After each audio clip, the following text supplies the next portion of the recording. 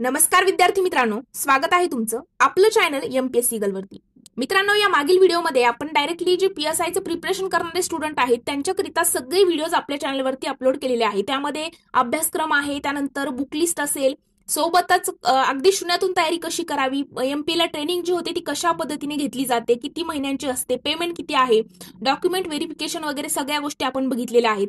सोबतच आपल्याला त्या ठिकाणी पीएसआयचं प्रिपरेशन करताना ज्या अडचणी येतात त्या सगळ्या गोष्टी मी आपल्या चॅनलवरती ऑलरेडी अपलोड केलेल्या आहेत। जर तुम्ही डायरेक्टली कंबाईनचं प्रिपरेशन करत असाल तर ते व्हिडिओ सुद्धा बघायला विसरू नका।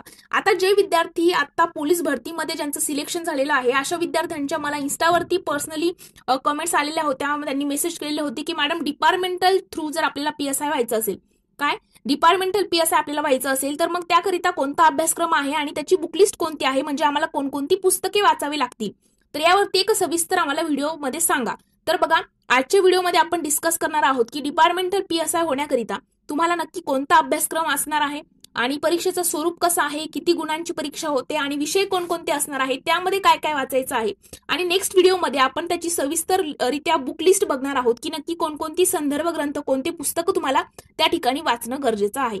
तर मित्रांनो, आजच्या व्हिडिओमध्ये आपण अभ्यासक्रम बघणार आहोत। या व्हिडिओ नंतर तुम्हाला कोणत्याही प्रकारची शंका ही डिपार्टमेंटल पीएसआयच्या अभ्यासक्रमाविषयी राहणार नाही। फक्त व्हिडिओ स्किप न करता शेवटपर्यंत बघायचा आहे, जेणेकरून कोणत्याही प्रकारची शंका या व्हिडिओ नंतर तुम्हाला राहायला नको। चला तर मित्रांनो, आपण आजच्या व्हिडिओला सुरुवात करूया।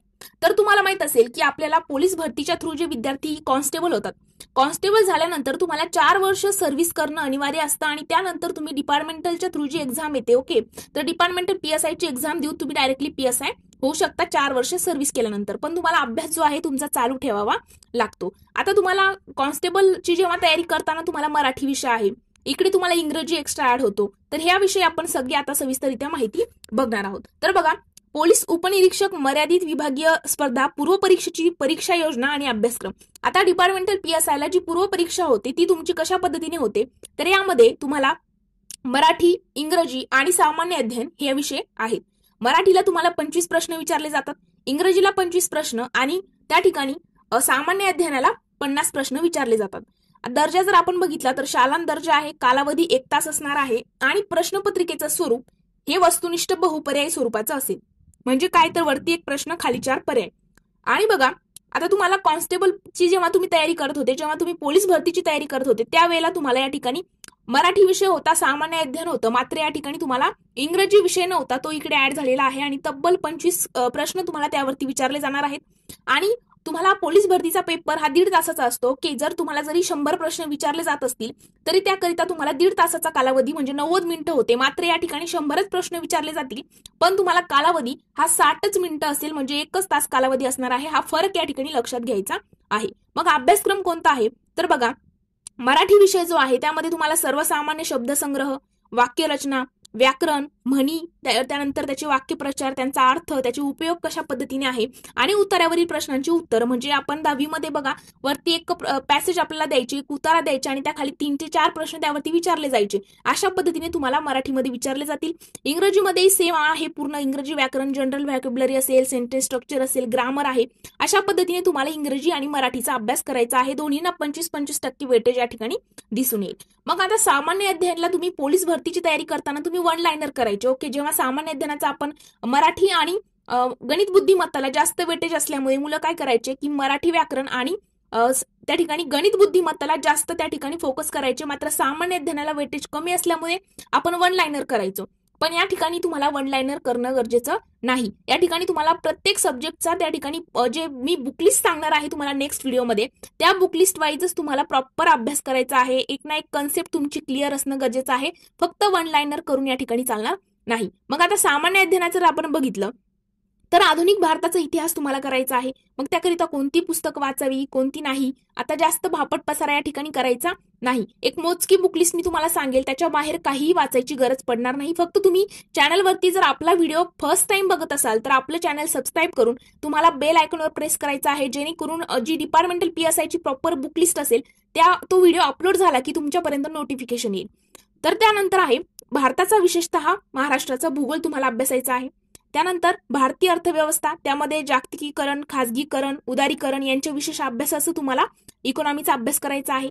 ग्राम प्रशासन करायचंय, जिल्हा प्रशासन, राज्य प्रशासन, त्यांची रचना कशा पद्धतीने झाली, संघटन, त्यानंतर आहे कार्य काय काय आहेत त्यांची, महाराष्ट्रातील समाज सुधारक तुम्हाला करायचे आहे, याकरिता कोणतं बेस्ट बुक आहे वगैरे सगळ्या गोष्टी आपण डिस्कस करणार आहोत. त्यानंतर भारताचे शेजारील राष्ट्राशी असलेले संबंध याबद्दल तुम्हाला माहित असणं गरजेचंच आहे, कारण की तुम्ही ऑलरेडी आता एक कॉन्स्टेबल पदी आहात. त्यानंतर तुम्हाला बाहेर काय चालू आहे काय नाही ह्या गोष्टी माहिती हव्या, त्यामुळे तुम्हाला चालू घडामोडींचा सुद्धा अभ्यास डिपार्टमेंटल PSIच्या पूर्व परीक्षेला करायचा असतो. मग याकरिता बुक कोणते आहेत काय आहेत आपण सगळं काही नेक्स्ट व्हिडिओमध्ये डिटेल डिस्कस करणार आहोत.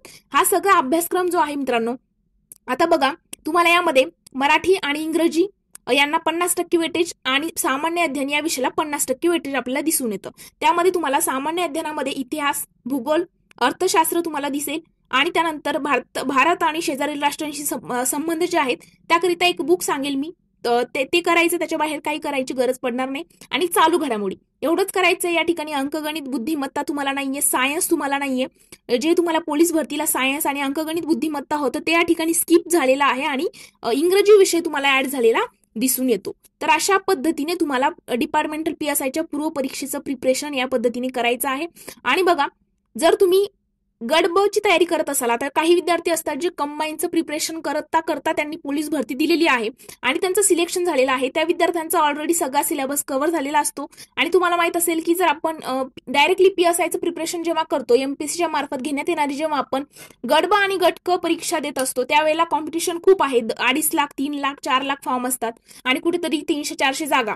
मात्र डिपार्टमेंटल PSIला तेच कुठेतरी खूप कमी कॉम्पिटिशन आहे, 15,000 काहीतरी फॉर्म पडतात आणि जागा भरपूर असतात. त्यामुळे इकडे कॉम्पिटिशन कमी असतं, हे आपल्याला सगळ्यांना माहित आहे.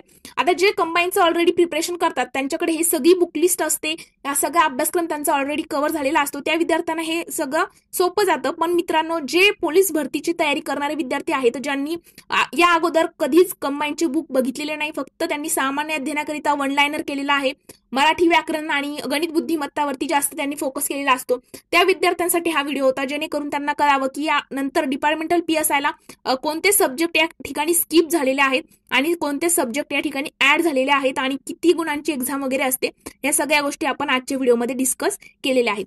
या व्हिडिओ नंतरही तुम्हाला कोणत्याही प्रकारचा डाऊट असेल, तो PSIचा म्हणजे कंबाईन विषय असेल, MPSCच्या मार्फत येणारी कोणतीही एक्झाम असू द्या, सरळ सेवा भरती असेल किंवा डिपार्टमेंटल PSIचा कोणतेही डाऊट असू द्या, तर तुम्ही याच व्हिडिओच्या कमेंट सेक्शनमध्ये विचारू शकता किंवा आपल्या चॅनलच्या अबाउट सेक्शनमध्ये माझ्या पर्सनल इंस्टाग्राम अकाउंटची ID आहे, तिथे जाऊन तुम्ही मला पर्सनली मेसेज करून तुमचे डाऊट जे आहेत ते विचारू शकता. प्रत्येकाला त्या ठिकाणी मी रिप्लाय सुद्धा करत असते आणि प्रत्येकाचे डाऊट क्लिअर करत असते. आणि मित्रांनो, त्यासोबतच आपल्या चॅनलच्या अबाउट सेक्शनमध्ये आपला व्हॉट्सअप ग्रुप आहे MPSC गर्ल, तो व्हॉट्सअप ग्रुप जॉईन करायचा आहे. त्या ठिकाणी तुम्हाला फ्री स्टडी मटेरियल असेल, त्यानंतर ज्या काही सरकारी नोकरीच्या नवीन अपडेट असतात, पोलीस भरतीच्या काही अपडेट असतील, ग्राउंड वगैरे, मी अगोदरही मुंबई पोलीस त्यानंतर पुणे ग्रामीणच्या सगळ्या अपडेट तुमच्यापर्यंत त्या ठिकाणी पोहोचवलेल्या आहेत. त्यामुळे आपला ग्रुप सुद्धा जॉईन करायला विसरू नका. आणि मित्रांनो, तुम्ही जर PSIचं प्रिपरेशन म्हणजे कंबाईनच्या थ्रू जर PSIचं प्रिपरेशन करत असाल किंवा करायची इच्छा तुमची असेल किंवा येणारी पोलीस भरती द्यायची आहे वगैरे, तर तुम्हाला आपल्या चॅनलच्या प्लेलिस्ट सेक्शनमध्ये PSI म्हणून एक प्लेलिस्ट मिळेल. त्या ठिकाणी तुम्हाला PSIचे 15 ते 16 व्हिडिओज मिळणार आहे, त्यामध्ये तुमचे सगळे डाऊट क्लिअर होतील. तर आज आपण इथेच थांबणार आहोत. जर तुम्हाला व्हिडिओ आवडला असेल तर व्हिडिओला लाईक, कमेंट आणि तुमच्या मित्रांसोबत देखील शेअर करायला विसरू नका. Thank you so much.